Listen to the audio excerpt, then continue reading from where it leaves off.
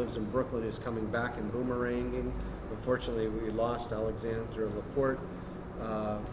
And if you get on the list of, I mean, in 2004, 2006, we had in each of those years like 175 folks participate, and I went down the list the other day, and yeah, Alex Laporte went on to work in the Housing Authority after studying regional means of financing and sharing resources. Matt Smuts was a fellow in 2006, or 2004 rather. 2004, they laid out key topics that they wanted to see covered in future years. That's how we came to focus on these issues this year. Matt participated that year. He's now the Director of Sustainability at the Urban Redevelopment Authority. So I think what we do is just allow people to have a venue to think a little deeper about the interests, the areas that they have of interest, and really like have policy have some meaning for folks. We don't just do a white paper. We really get the participants thinking about what this issue means to them, what the priorities are, and then they've got to put that together, and they do. It may not mean a career change either. Like Joshua Siebert is somebody who's an attorney who stayed an attorney, but has also become one of the leaders of Progress Pittsburgh in supporting politically and getting other people to support politically candidates that support a progressive agenda. Where there wasn't an organization like that per se that would give money to a candidate and ground support. So I think that it depends on what the person wants to do.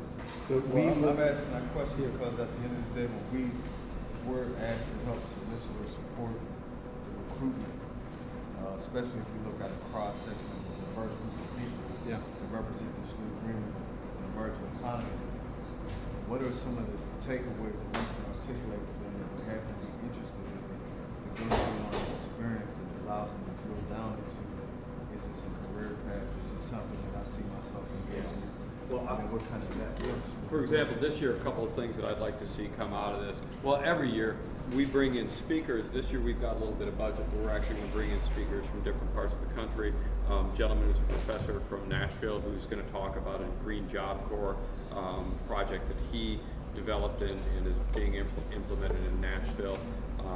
Different folks who are experts in their field.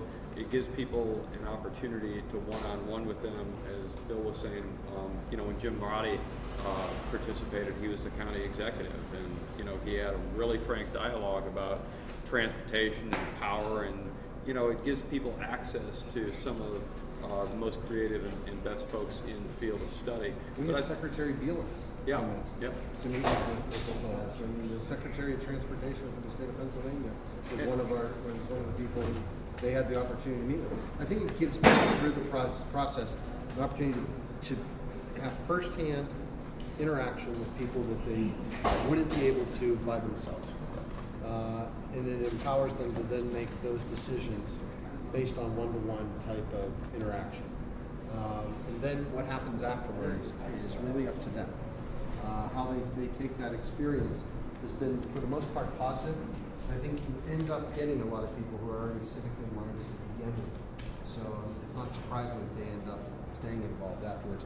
The other part, which is great, is the ability to network amongst your peers who are like-minded, and also to get to meet the leaders of all the other organizations that will be a part of this, hopefully. So, you know, I'd be interested to ask people as they walk in the door, you know, how many of you have heard of the Kingsley Association? And see the number of hands, and then when they leave, I guarantee they'll be 100%. Yeah, and I think that network is the thing. That's why we started this way, is just, you know, building a core group who are interested into a larger set of circles of folks. And I think that's a real benefit for folks, is being a part of that network. One of the takeaways that I hope people will have this year too is the ability to community organize, to have those skills that will allow them to work better in their own communities, network with their neighbors, and have an idea of some of the tools that are available. I gotta run. I gotta get down to Lawrenceville for a commuter rail meeting. Get out of here. Next meeting is in 2 weeks. 30th of September. We're going to be downtown, 6:15 downtown at the City County Building. I ask everybody to work to bring 5 to 10 people to that meeting. 5 to 10 people that really want to roll up their sleeves and get into the issues that are going to be addressed. And at that meeting, that will be our launch. This is our executive board meeting, what it's going to look like. whatever you decide after this, of the issues that you want to see presented, how you want to see presented, I'm willing to work with you 100% to make sure that they're done. And whatever resources that you'll need, they'll be there. And I'll even strong arm people to attend those meetings too. Good. Okay. Thanks, guys. Thank you. Thanks. So I'll talk a little bit more about sort of the nuts and bolts of this, and then I'm going to ask Celeste to talk a little bit about what her perspective is. Fred, if you want to talk a little bit about where you think Kingsley fits in on this too, I'd be appreciative. So we're going to meet every other week. We ask a couple of things of the participants. One, that they bring a commitment to the region. We like to say, stick around for a few years afterwards. If you have a commitment to do that, that's groovy, but we probably won't kick you out if, you're going to get out of school in, 3 years and have to leave. But the thing that's important for us is participation, and we ask people to commit to be able to come to as many of the sessions as they can, hopefully not miss more than 2 of the sessions. We're going to be doing them every other week into January. We have the ability to be flexible about that if we want to add more sessions, if we think that that's something that's going to be useful. And especially knowing some of the areas that Bill wants to cover in terms of, city-specific applications of sort of a sustainable model, right? This process came as a result of 2004. We had 100 participants, and we said, what do you think we should be talking about? What's important to you that we look at in future years?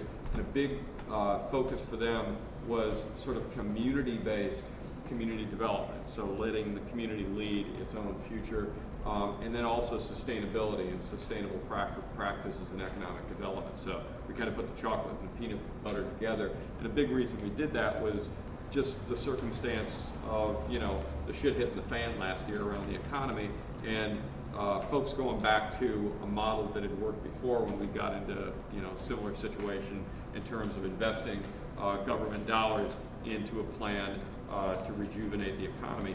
And in a way, one of the central questions that I hope the fellowship answers this year is, if the American Recovery and Reinvestment Act hadn't been basically an oh shit, we need to dump a lot of money in the economy and pray we don't go into a depression because it worked the last time, and if we can, we should do some good green stuff too. If we had a little more time, and if there was a community process that really identified what the end uses of those should be, and I really was inspired to that by former Treasury Secretary O'Neill, was quoted in the Post-Gazette in some of the early discussions about, the Recovery Act before it had a name, before, the new administration had even taken over.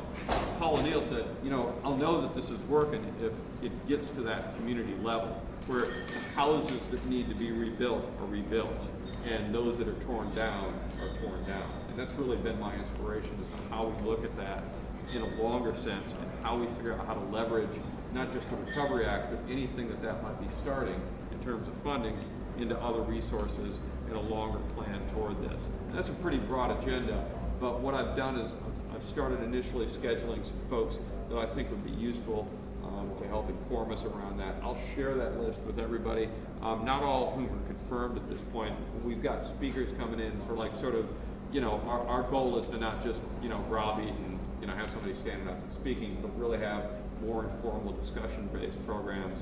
But we also have a couple of sessions. We'll be working with the Kingsley Association on these that are going to be more working session days of action, where I'm going to be working with organizations. And it's really cool, the conservation associations here, some of the groups that are at the table here, including the Kingsley Association, because I think those are groups that can benefit from, and individuals out there in the community can benefit from learning some of the skills of, it's political organizing, it's community organizing. How do you reach out to your neighbors? How do you get voter lists and use those to contact people, know who's participating, who's not participating? How do you leverage and learn how to use better the new technology that's online organizing? So we're going to have partners that are going to be able to speak to those items too, and give us a little bit of skill set. And then our goal is to go out into the community and start hearing, not so much talking, but listening to people in the communities out in Larimer and East Liberty who don't really get talked to very much about environmentalism.